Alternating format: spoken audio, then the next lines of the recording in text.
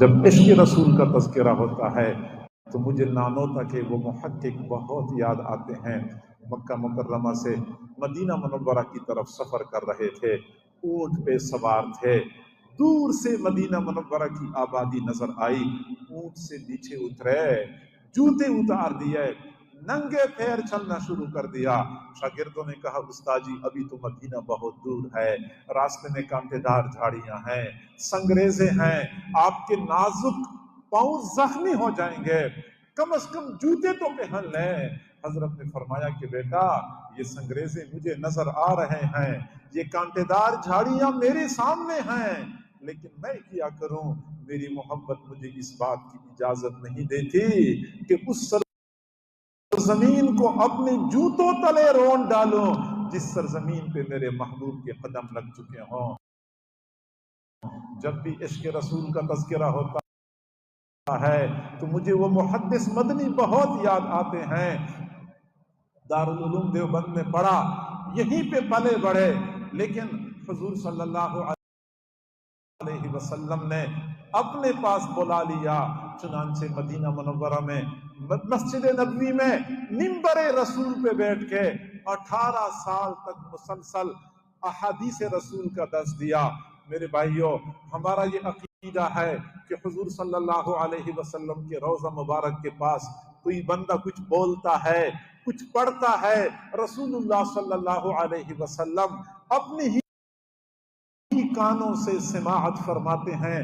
میں خود ہی تصور میں مگن ہو جاتا ہوں تو مجھے یوں محسوس ہوتا ہے جیسا کہ حضرت مدنی رحمت اللہ علیہ کو اسی لیے مدینہ منورہ پہنچایا گیا تھا کہ حضور صلی اللہ علیہ وسلم نے حضرت مدنی سے سننا تھا کہ آپ مجھے سنائیں آپ نے دارالعلوم دیوبند میں اپنے اساتذہ سے کیا پڑھا ہے۔ دنیا میں ہم دیکھتے ہیں استاد جب اپنے شاگردوں سے سبق سنتے ہیں تو شاگردوں کی جوڑیاں لگاتے ہیں، آپ اس کو سنائیں اور آپ اس کو سنائیں، آپس میں ایک دوسرے کو سناتے ہیں۔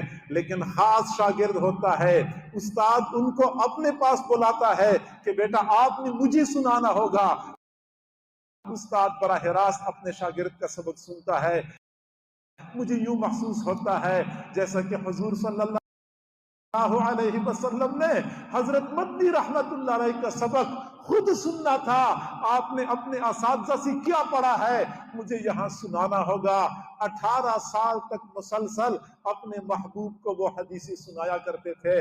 ہم حدیث پڑھتے ہیں عن ابی ہریرہ رضی اللہ تعالی عنہ قال قال رسول اللہ صلی اللہ علیہ وسلم، اور جب حضرت مدنی رحمت اللہ علیہ حدیث پڑھا کرتے تھے فرمایا کرتے تھے عن ابی ہریرہ رضی اللہ تعالی عنہ قال قال صاحب هذا القبر صلی اللہ علیہ وسلم، نگاہیں گنبد کی طرف اٹھ جاتی تھی، اشارہ گنبد کی طرف ہوتا تھا کہ اس صاحب قبر نے فرمایا ہے۔ اس انداز سے عرب اور عجم کے مشائخ اور محدثین کو حدیثیں پڑھاتے رہے۔ واپس تشریف لائے، دارالعلوم کے صحن میں کیکر کا درخت لگوایا۔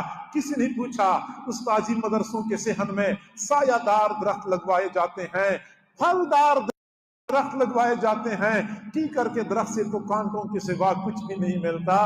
حضرت مدنی رحمت اللہ علیہ نے فرمایا جی ہاں بیٹا، آپ لوگوں کو کیکر کے درخت سے کانٹوں کے سوا کچھ بھی نہیں ملتا، لیکن مجھے تو کیکر کے درخت سے بہت کچھ مل جاتا ہے۔ جب سے میں نے پڑھا ہے کہ حضور صلی اللہ علیہ وسلم نے حدیبیہ کے میدان میں جس درخت کے نیچے صحابہ کرام سے بیعت لی تھی وہ کیکر کا درخت تھا، اس دن سے میرے دل میں کیکر کی محبت پیدا ہو چکی ہے۔ میں کیکر کو دیکھتا رہوں گا، اپنے محبوب کی یاد کو تازہ کرتا رہوں گا۔ جب بھی عشق رسول کا تذکرہ ہوتا ہے تو مجھے گنگوہا کے وہ فقیہ بہت یاد آتے ہیں۔ اپنے شاگردوں کو مسجد کے صحن میں حدیث پڑھا رہے تھے، اچانک بارش شروع ہو گئی، شاگردوں نے کتابیں بچانے کے لیے مسجد کے حال کی طرف دوڑنا شروع کر دیا۔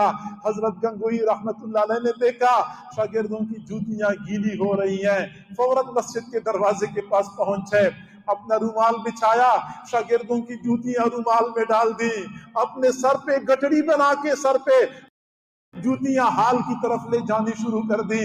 شاگردوں کی چیخیں نکل گئیں، استاد جی ہمیں اتنا تو گناہگار نہ کریں، ہمیں شرمندہ نہ کریں، ہماری جوتیاں تو کم از کم سر پہ نہ اٹھائیں۔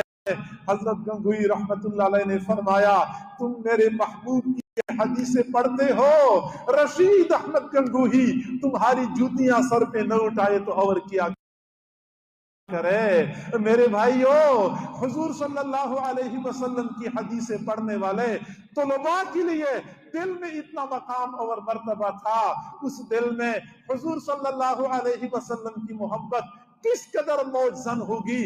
یہ وہ قدسی نفوس ہیں، یہ وہ شخصیات ہیں جن کے بارے میں سنی سنائی باتوں کی بنیاد پہ ہم اپنے دلوں میں بدگمانیاں پیدا کر دیتے ہیں کہ یہ لوگ گستاخ رسول تھے، یہ نبی کو ماننے والے نہیں تھے۔